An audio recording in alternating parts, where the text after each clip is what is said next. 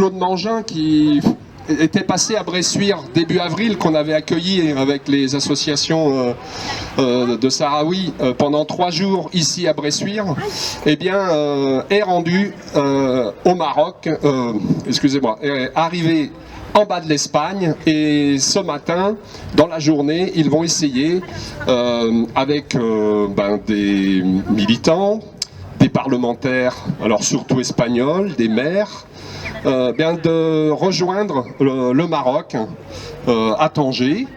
Bien sûr, elle était déjà expulsée par l'État marocain. Elle n'a plus le droit de visite à son mari qui est emprisonné. Donc on pense bien sûr à tous ces prisonniers pour qui on milite pour leur libération.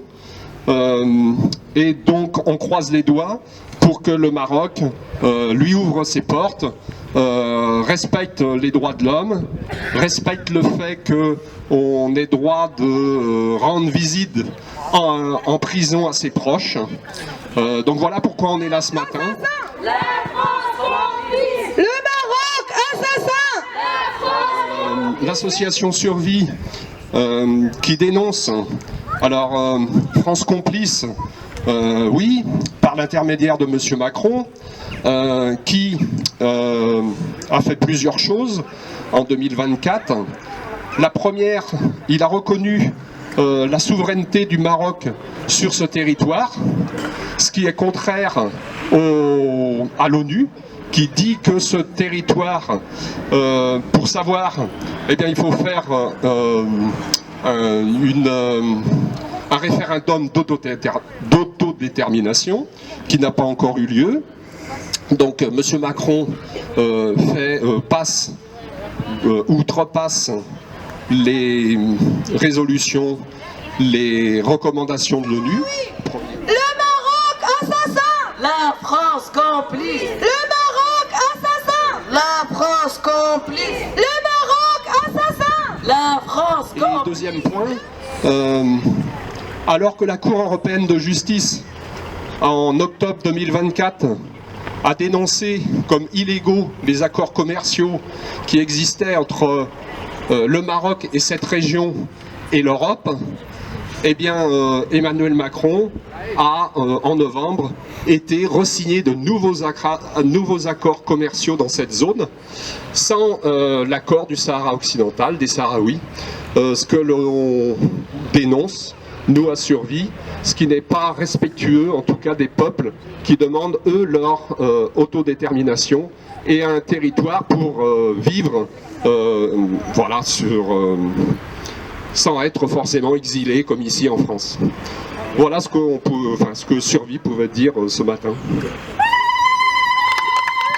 Le Maroc assassin. La France complice. Le Maroc assassin. La France complice. Le Maroc assassin. La France complice. L'ONU, que fais-tu? L'oppression continue. L'ONU, que fais-tu?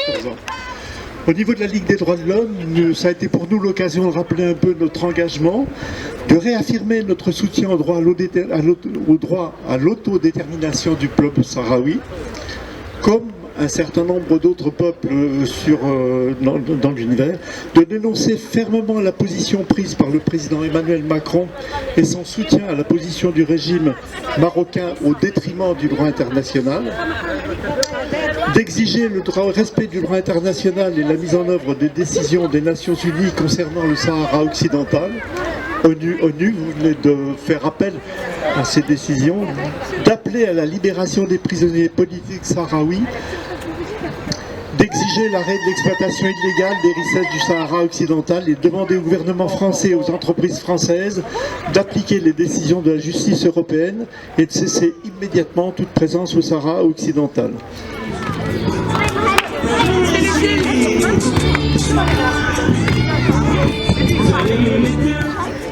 Comme Roland vient de vous rappeler, aujourd'hui, jour important, la marche pour la liberté est aux portes du Maroc avec son accompagnement de militants et de parlementaires. Il est important que nous nous retrouvions aujourd'hui sur Bressuire, sur cette place, pour rappeler les données concernant la situation actuelle du Sahara occidental et éventuellement pour mutualiser les informations sur le déroulement de l'action en cours. soutien au peuple sahraoui dans ses revendications.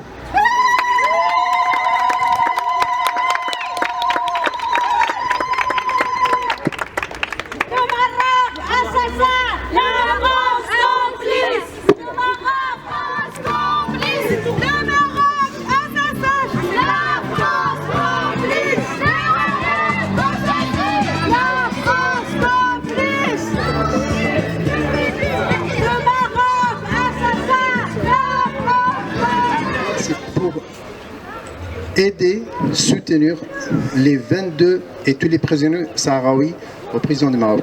Alors là, on va noter juste la date 10 à 10 km. C'est le 10 octobre 2010 à 10 km de la capitale du Sahara occidental, Laayoune. Un groupe de jeunes sahraouis ont décidé de monter à peu près 6500 tentes avec entre 20 000 et 25 000 Sahraouis étaient présents juste pour demander l'autodétermination du peuple sahraoui. Et c'était vraiment pacifique. Et ça...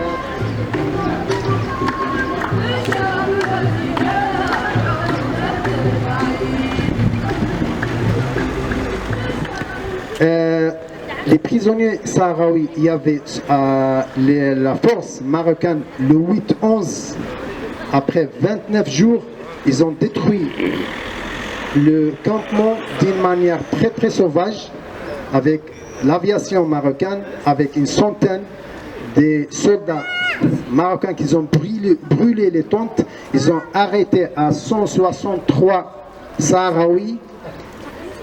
Ils ont tué 36 et parmi les arrêtés, on a les 22 de ce qu'on appelle les 22 de Demizik maintenant. Parmi ces 22, il y a M. Nama Asfari, c'est le mari de Madame Claude Monja, qui a passé ici le 4, 5 et 6 avril. Nama Asfari, c'est un licencié. Nama Asfari, c'est un licencié en droit international. Il est condamné à 30 ans de prison, accusé d'être présent le même jour et qu'il a tué, a participé à tuer les gens de police. Par contre, il n'était pas présent le même jour de l'accusation. Après, aujourd'hui, nous, on demande, comme tout le monde, la libération de tous les prisonniers sahraouis de Demizik et des universités au Maroc. Et vive le Sahara. Merci beaucoup.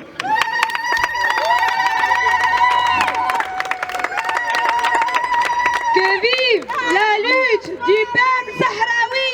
Que vive la lutte du peuple sahraoui!